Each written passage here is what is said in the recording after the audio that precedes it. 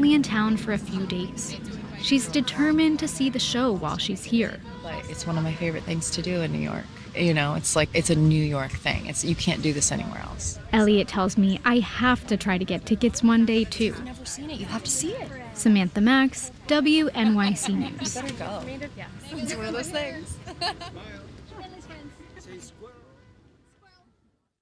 WNYC is supported by Atlantic Theater Company, presenting the world premiere of Let's Love, a comedy by Ethan Cohen, directed by Neil Pepe, featuring Aubrey Plaza, Chris Bauer, and more. Performances begin September 25th. Tickets at atlantictheater.org.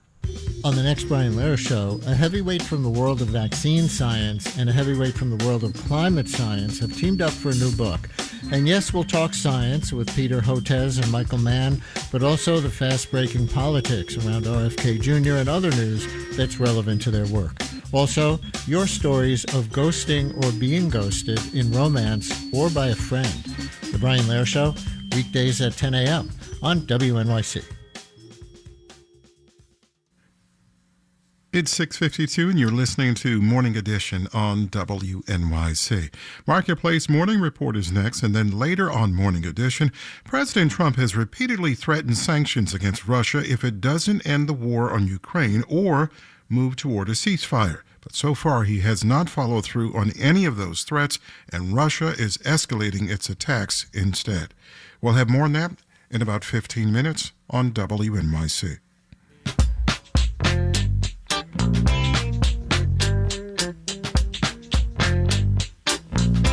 We have delays right now on NQ and R trains. We're at, 61 degrees or so. Here comes the sun. Sunny and 74 for a high today.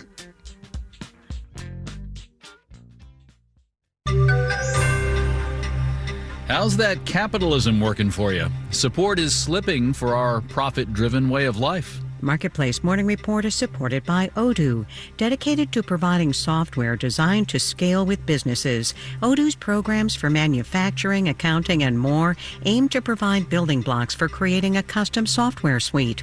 Odoo, what businesses need. And by Palo Alto Networks. Palo Alto Networks delivers what's next in cybersecurity innovation to protect today's digital way of life. Learn more at paloaltonetworks.com. I'm David Brancaccio in Los Angeles. American enthusiasm for capitalism is slipping. That's the headline from a new Gallup poll. Marketplace's Savannah Peters reports. Gallup has been asking Americans how they feel about capitalism and socialism since 2010. Jeffrey Jones runs that survey. The debate has come up, certainly in the last few presidential elections, about the economic system that the U.S. has.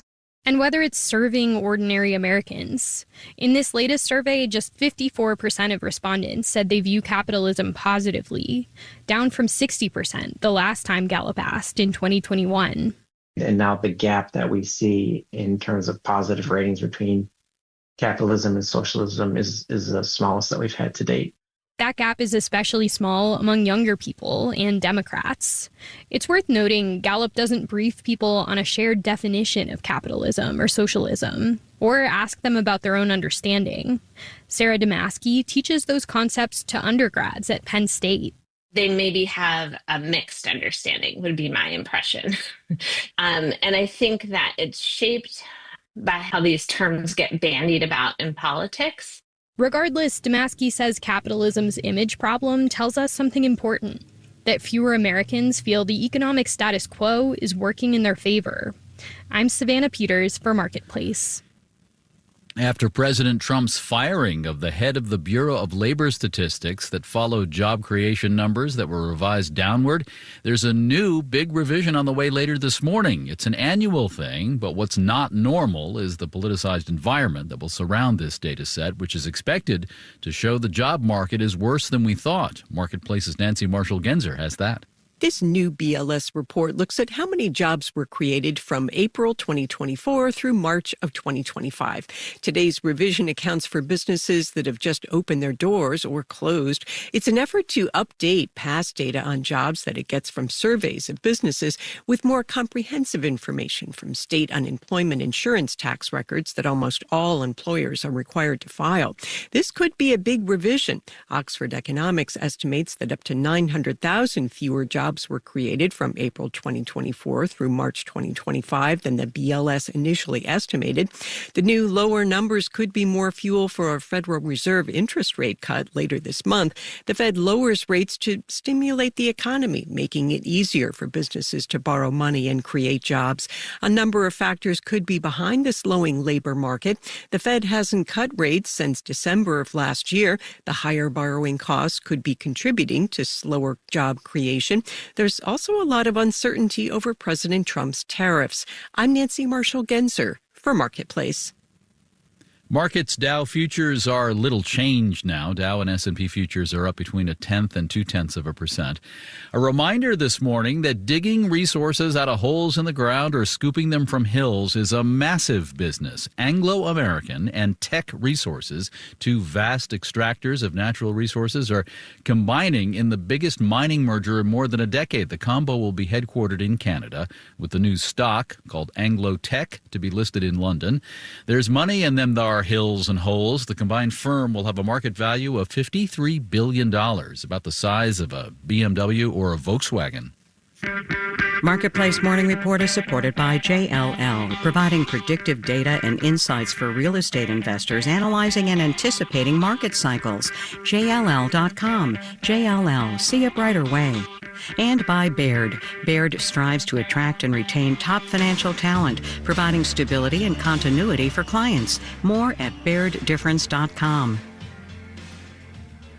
In the coming days, we'll get more rounds of data on inflation before central banks meet on interest rates starting 1 week from now. Wholesale inflation for what month here? For August comes first, then the Consumer Price Index the day after. The expectation is the Federal Reserve will lower interest rates, but the new data could shape how much and when. Daniel Ackerman has that. At this point, the market has pretty much priced in a modest rate cut next week. Because when you look around right now, a lot of signs are pointing to an economy that is slowing. Celeste Carruthers is a professor of economics at the University of Tennessee. She says one of those slowdown signs is hanging over the job market. The U.S. has been kind of adding fewer jobs. The unemployment rate is historically very low still, but it has been ticking up over a number of years. A rate cut could help reverse those trends. But remember, says Stephen Cicchetti, a finance professor at Brandeis University, the Federal Reserve have a dual mandate.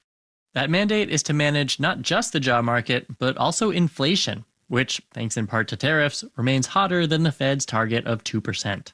It's no mystery to anyone who does food shopping, for instance, that food prices have gone up. It's not a mystery to people who have to pay home energy prices. Electricity prices have gone up. And even though a rate cut could push those prices even higher, Cicchetti says the Fed's concerns about the job market are beginning to outweigh its worries about inflation. The Consumer Price Index rose at an annual rate of 2.7% in July.